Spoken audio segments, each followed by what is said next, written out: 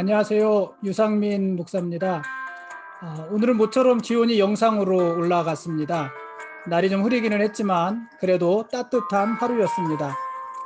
주말에 반짝 추위가 있을 것이라고는 하지만 앞으로 당분간은 푸근한 날씨가 이어질 것이라고 합니다. 오늘 새벽에는 알람 소리에 깨어서 5분만 더 누워 있겠다는 것이 30분을 더 잤습니다. 그리 낮게 서둘러서 간신히 새벽 예배 시간을 맞추기는 했지만 새벽부터 많이 당황스러웠습니다. 며칠 전에는 차량 문제로 새벽 예배 시간에 10분 늦은 적도 있습니다. 목사가 되고 20년이 넘도록 새벽 예배를 인도하고 있지만 새벽은 아직도 긴장되고 쉽지가 않습니다. 아마 평생 그럴 것 같습니다. 그런데 우리 신앙도 그렇지 않을까요? 우리 신앙의 성숙은 어느 날 갑자기 이루어지는 것이 아닙니다. 우리 신앙은 매일 넘어지고 깨어지고 실수하고 절망하면서 아주 조금씩 세워져 가는 것입니다. 아브라함이 그랬고 이삭이 그랬고 그리고 야곱도 그랬습니다. 그래서 오늘 하루가 우리에게 중요한 것입니다. 오늘 하루를 우리가 원하는 대로 살지 못했을 수는 있지만 그런 오늘로 인해서 우리의 신앙은 더욱더 성숙해지는 것이기 때문에 그렇습니다.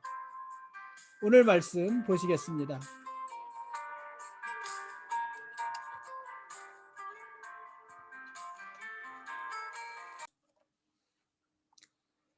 오늘 읽을 말씀은 창세기 37장과 38장입니다.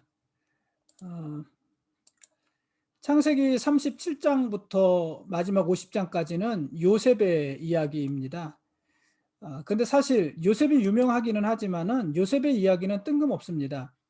왜냐하면 하나님의 언약은 아브라함과 이삭과 야곱을 거쳐서 요셉이 아니라 유다를 통해서 이루어질 것이기 때문에 그렇습니다. 야곱의 넷째 아들인 유다를 통해서 다윗 왕이 세워지고 다윗 왕의 후손으로 예수님이 오실 것입니다.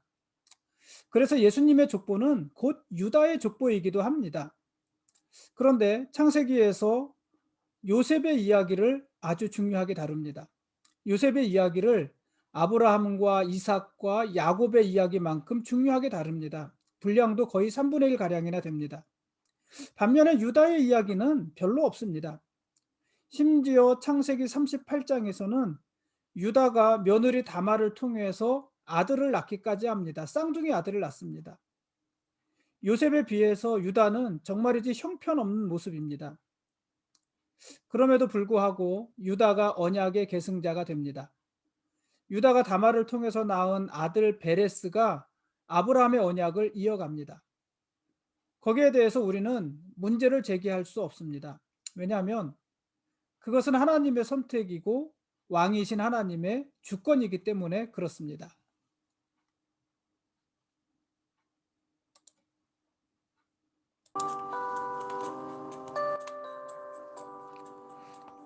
언약의 계승자는 유다지만 요셉의 역할도 물론 중요합니다. 애굽에 먼저 정착한 요셉은 야곱과 형제들을 애굽으로 불러들입니다. 그리고 그들은 애굽 땅에 정착하여 살면서 번성하고 드디어 이스라엘 민족을 이루게 됩니다. 창세기 15장 13절에서 하나님은 아브라함에게 이렇게 말씀하셨습니다. 여호와께서 아브라함에게 이르시되 너는 반드시 알라 네 자손이 이방에서 객이 되어 그들을 섬기겠고 그들은 400년 동안 네 자손을 괴롭히리니. 하나님은 아브라함의 자손들이 이방에서 객이 되어 400년을 보내게 될 것이라고 하셨습니다. 여기서 이방은 애굽을 말을 하는 것입니다. 이 언약의 말씀을 성취하는 사람이 바로 요셉입니다. 요셉은 형들에 의해서 애굽의 종으로 팔려갔지만 그곳에서 총리가 되고 그 후에 야곱에 속한 모든 가족을 애굽으로 불러들입니다. 그리고 그로부터 400년간 아브라함의 자손들은 애굽에 살면서 남자만 60만 명이나 되는 큰 민족을 이루게 되는 것입니다. 만일 아브라함의 자손들이 애굽으로 내려가지 않았다면 어떻게 되었을까요? 그랬다면 아마 그들은 큰 민족을 이루지 못했을지도 모릅니다. 왜냐하면 야곱의 아들들은 풀을 찾아 흩어져서 살아가는 유목민들이었기 때문에 그렇습니다. 유목민들은 한 곳에 오래 정착할 수 없고 한 곳에 오래 정착하여 살지 못하는 사람들이 큰 민족, 한 민족을 이루기는 쉽지 않았을 것입니다. 그러나 애굽으로 내려간 야곱의 아들들은 애굽에서도 가장 좋은 땅인 고센에 정착하여 살 수 있게 되었습니다. 게다가 하나님은 그들에게 생육하는 힘을 더해 주셨습니다. 그래서 400년의 시간이 흐르는 동안 야곱의 아들들은 성인 남자만 60만 명이나 되는 대민족을 이룰 수 있었던 것입니다. 이런 일의 중심에 있는 사람이 바로 요셉입니다. 그러니까 요셉은 족장 시대와 민족 시대를 이어주는 가교, 교량, 뭐 그런 역할을 하고 있는 것입니다.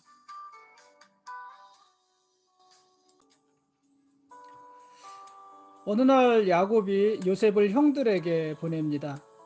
요셉의 형들은 세겜에서 양을 치고 있었습니다. 여러분, 세겜이 어떤 곳입니까? 세겜은 야곱의 아들들이 그곳 사람들을 무자비하게 죽였던 곳입니다. 야곱의 딸 디나가 강간을 당하고 그 일에 분노한 야곱의 아들들이 세겜 사람들을 속여서 그들을 다 죽이지요. 그런 곳입니다. 당연히 세겜 사람들은 야곱의 아들들에게 좋은 감정을 가지고 있지 않았을 것입니다. 그러니 야곱은 세겜에서 양을 치고 있는 아들들이 걱정이 되지 않았겠습니까? 그래서 요셉을 형들에게 보내서 그들의 안위를 알아오게 한 것입니다. 그러나 야곱의 아들들은 이때 세겜보다 더 북쪽인 도단에까지 올라가서 양을 치고 있었습니다. 지도를 한번 볼까요?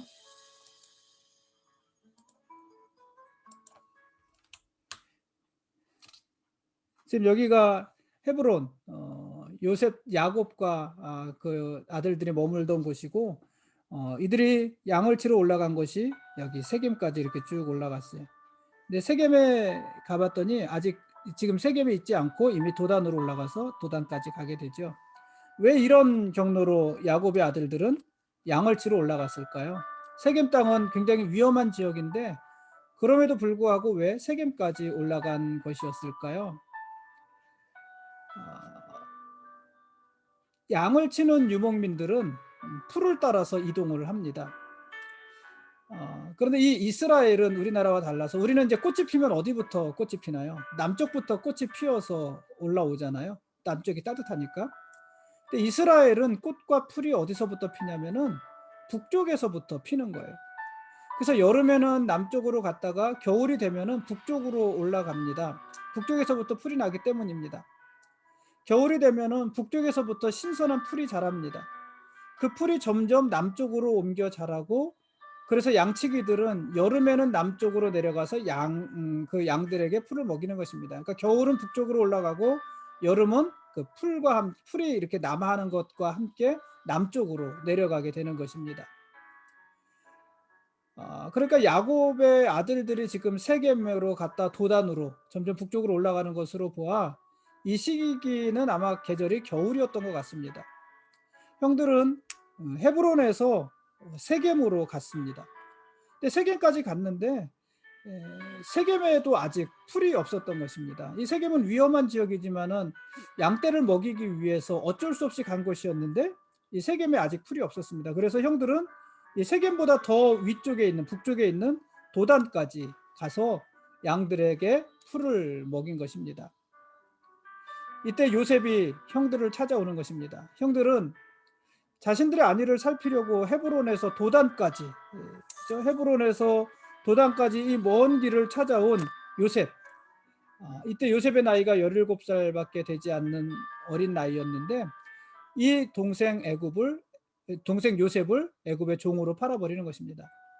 창세기 42장 21절에 보면은 이때 요셉은 형들에게 애걸하면서 괴로워했다고 요셉의 형들이 회상하는 그런 장면이 나옵니다. 당연히 그러지 않았겠습니까? 그래도 형들은 요셉을 외면했습니다. 그리고 아버지에게 가서는 마치 요셉이 죽은 것처럼 거짓말을 하기도 했습니다. 그렇게 요셉이 종이 되어서 애굽으로 내려갔습니다. 이제 요셉에게는 아무런 희망도 없습니다. 모든 상황이 절망입니다. 애굽에는 아는 사람도 없습니다. 그러니 자신을 도와줄 사람도 없습니다.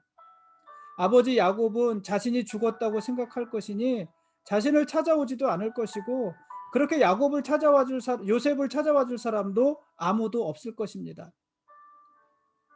요셉이 그런 곳으로 팔려간 것입니다. 그러나 그 일에는 하나님의 간섭이 있었습니다. 요셉을 애굽으로 보낸 것은 형들이 아니라 하나님이셨습니다. 하나님은 요셉을 먼저 애굽으로 보내시고 그를 통해서 야곱의 가족 70명이 애굽 땅에 내려가서 정착하게 하시는 것입니다. 그로부터 400년 후에 이스라엘은 장정만 60만 명이 되는 대민족이 되는 것입니다. 하나님이 이스라엘 나라를 세우실 때가 더욱 구체적으로 가까워진 것입니다. 지금까지 창세기 37장과 38장 말씀에 대한 길라잡이였습니다. 내일은 창세기 39장에서 41장까지 말씀을 읽겠습니다. 야곱의 가정은 평안하지 않았습니다. 야곱의 부인들은 끊임없이 서로를 질투했습니다. 심지어 자식들도 경쟁적으로 낳았습니다. 어떡하든 남편 야곱의 마음을 붙잡고 싶었기 때문입니다. 야곱은 부인들을 편애했고 그 부인들이 낳은 아들들까지 편애했습니다. 야곱은요, 아버지 이삭의 편애로 가장 큰 고통과 상처를 받았던 사람이잖아요. 그럼에도 불구하고 야곱은 자기 아들들을 또 편애합니다. 야곱은 요셉에게만 채색옷을 지어 입혔습니다. 그 채색옷이 요셉에게는 큰 자랑이었겠지만 다른 형제들에게는 아픔이고 고통이고 상처가 되지 않았겠습니까? 그럼에도 불구하고 야곱은 요셉에게 채색옷을 입혔고 요셉은 또 그 옷을 벗지 않았습니다. 결국 형들이 강제적으로 요셉의 채색옷을 벗깁니다. 그리고 요셉에게 종의 옷을 입힙니다. 형들은 요셉 옷을 찢어서 그곳에 짐승의 피를 묻히고 그것을 자기 아버지 야곱에게 가져다 줍니다. 물론 요셉이 죽인 것처럼 속이기 위해서 그렇게 한 것이지만은 요셉의 채색옷을 찢고 그곳에 피를 묻히고 그것을 아버지에게 내미는 이 형들의 마음, 형들의 분노, 이런 것들도 있지 않았을까요? 아버지에게 보란 듯이 내민 것 아니었을까요? 그 일로 인해서 야곱은 요셉이 죽었다고 생각하고 아주 오랫동안 애통해합니다. 슬퍼합니다. 그럼에도 불구하고요, 야곱의 아들들은 자기 아버지가 그토록 힘들어하고 괴로워하는 것을 보면서도 진실을 말하지 않습니다. 어쩌면은 이 야곱의 아들들은 그만큼 아버지에 대한 상처가 컸던 것인지도 모릅니다. 여러분, 주변을 한번 둘러보십시오. 특히 가족들을 둘러보십시오. 혹시 나로 인해서 상처받은 사람은 없는지 잘 살펴보십시오. 그리고 공평한 사랑을 나누어 주십시오.